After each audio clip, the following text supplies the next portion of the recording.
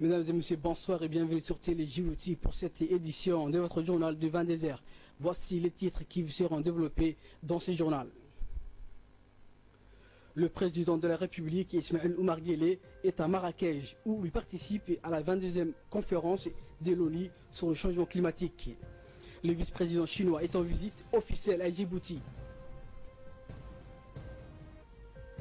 Et en Irak, la lente progression pour chasser le djihadiste. Le chef de gouvernement par intérim, M. Abdelkader Kamil Mohamed, a accueilli sur le tarmac de l'aéroport d'Ombouly une délégation de haut niveau chinois conduite par le vice-président M. Lin Ruanxiao, accompagné de ministre de l'Éducation, du Commerce et des Affaires étrangères. On prépare à cet accueil le membre du gouvernement djiboutien, à savoir le ministre des Transports, de l'Éducation nationale, le ministre délégué au commerce, celui chargé des investissements et de l'économie et des finances, ainsi que du secrétaire général de la primature et des affaires étrangères. Le vice-président chinois entame une tournée africaine et a commencé sa visite en Afrique en premier lieu par la République de Djibouti. C'est une première et un événement sans précédent, témoignant ainsi de l'excellente relation et de la solidité de la coopération entre les deux pays amis. Après l'accueil chaleureux qui a été réservé à la délégation chinoise par le Premier ministre et les membres du gouvernement, une réunion de travail a eu lieu à la primature dans la salle des réunions entre les deux délégations.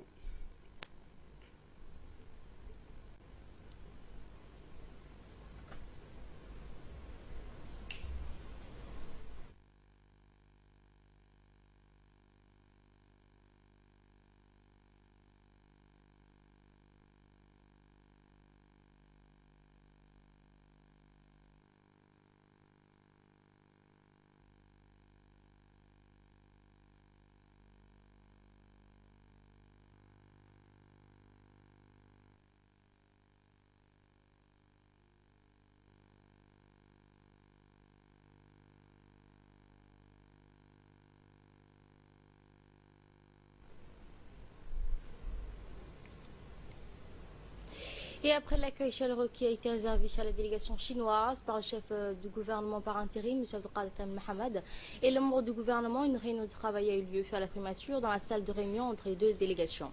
Le vice-président Li Yuan-Kao a remercié le Premier ministre et le peuple djiboutien pour leur accueil chaleureux et fraternel qui lui a été réservé.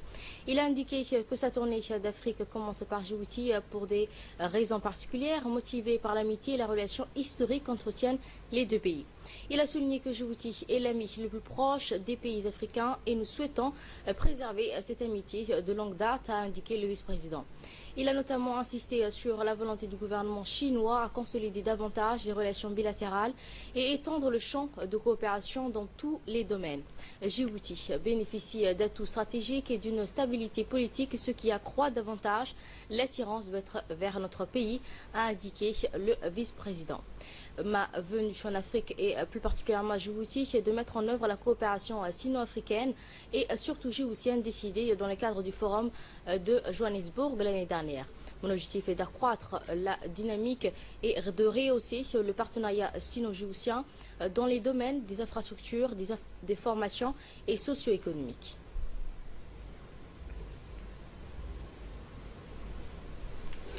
Lors de son allocution, le chef du gouvernement par intérim, M. Abdelkader Kamil Mohamed, a réitéré ses remerciements et sa gratitude au nom du gouvernement djiboutien et en son nom propre à l'endroit des vice-présidents pour sa visite historique dans notre pays. Il a souligné aussi que la Chine n'a cessé d'apporter son aide et son assistance sans contrepartie pour le pays afin de favoriser le développement de la République de Djibouti, ce qui a permis la réalisation de grands projets de grande envergure dans le pays.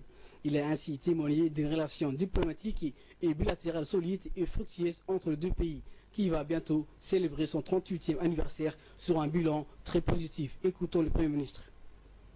Votre visite à Djibouti est un événement sans précédent dans les annales des relations entre nos deux pays et témoigne de l'excellence de la solidité de notre coopération bilatérale.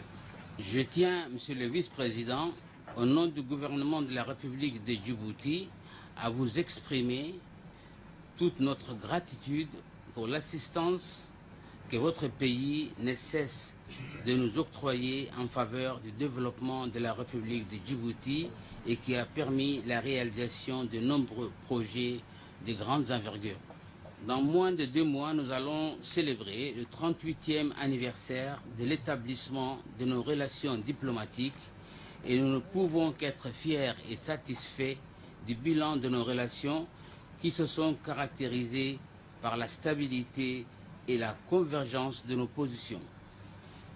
Djibouti a apporté un soutien politique sans faille à la République populaire de Chine pour une Chine une et indivisible, et je peux vous assurer, Monsieur le Vice-président, que Djibouti continuera à être à vos côtés et à vous apporter un appui politique constant.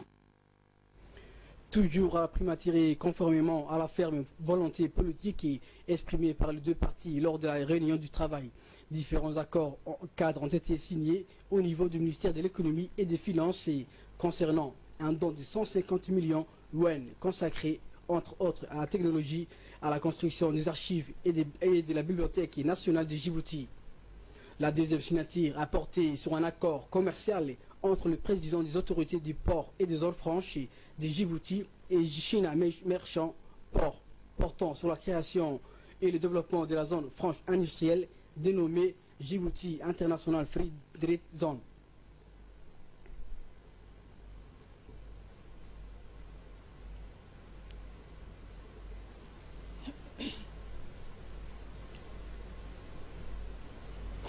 En nouvelles du pays, toujours sur conseil du chef du gouvernement par intérim et en sa présence, M. Abdelkader Mohamed, le ministre de l'économie et des finances chargé de l'industrie, M. Ilyas Moussa Douali, a signé aujourd'hui à Campeski Hotel une série de mémorandums d'entente avec les officiels chinois, dont le président de China Merchant Holding, le docteur Yuan Qinghuan. Outre le chef du gouvernement par intérim, Abdelkader Mohamed, ont suivi cette cérémonie de signature des accords le ministre auprès de la présidence chargé d'investissement, Ali Ghili Abakar, le ministre du budget, Bodi Ahmed Roblé, le ministre délégué du commerce, M. Hassan Ahmed Ibrahim, et le gouverneur de la Banque centrale, M. Ahmed Ousmane. Les conventions signées avec la délégation chinoise comprenaient notamment la création de la Banque internationale de la route et de la soie qui aura son principal siège à Djibouti, la création du Centre financier de l'Afrique de l'Est qui aura également au siège à Djibouti. La création à Djibouti de l'Africa Big Data Center a également été signée, une convention officialisant en fait la tenue à Djibouti d'un forum annuel sur la route de la soie du XXIe siècle. Ce forum sera conjointement organisé par notre pays et la République populaire de Chine. Des décideurs politiques, des hommes d'affaires et influents du continent africain seront à chaque fois conviés lors de la tenue de ces forums. Les accords signés ce matin constituent un tournant crucial de la relation entre Djibouti et la République populaire de Chine, puisqu'il consacre notre pays comme le point d'entrée principal des investissements chinois sur le continent et son centre financier et technologique. Pour plus de précisions sur cette signature, je vous propose d'écouter le ministre de l'économie et des finances, M. Ilyas Moussa Douali.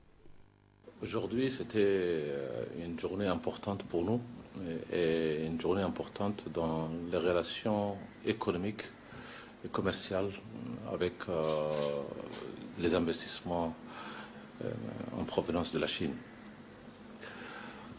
Nous avons signé aujourd'hui 5 accords, dont un concerne un accord de partenariat ou de participation de la République de Djibouti à une banque internationale qui est appelée Silk Road International Bank, qui va s'installer à Djibouti dans les semaines à venir et dont Djibouti est actionnaire à concurrence de 25% du capital. Comme vous le savez, Djibouti est déjà actionnaire de la banque BCI Mer Rouge. Au même titre, le gouvernement de Djibouti souhaite participer au capital des grandes banques internationales qui s'installent en République de Djibouti. Donc, un accord porté donc, sur l'accord de participation dans le capital de cette banque. Le deuxième accord, très important, consiste à l'élaboration et l'installation d'un centre financier de l'Afrique de l'Est. Djibouti joue un rôle d'un pays ou d'un centre bancaire pour l'Afrique de l'Est, pour la Corne de l'Afrique. Notre ambition, c'est d'aller maintenant au-delà pour faire de Djibouti ce dont nous avons toujours rêvé, c'est-à-dire un centre financier international et ici en particulier les centres financiers de l'Afrique de l'Est sur toute la stratégie de la route de la soie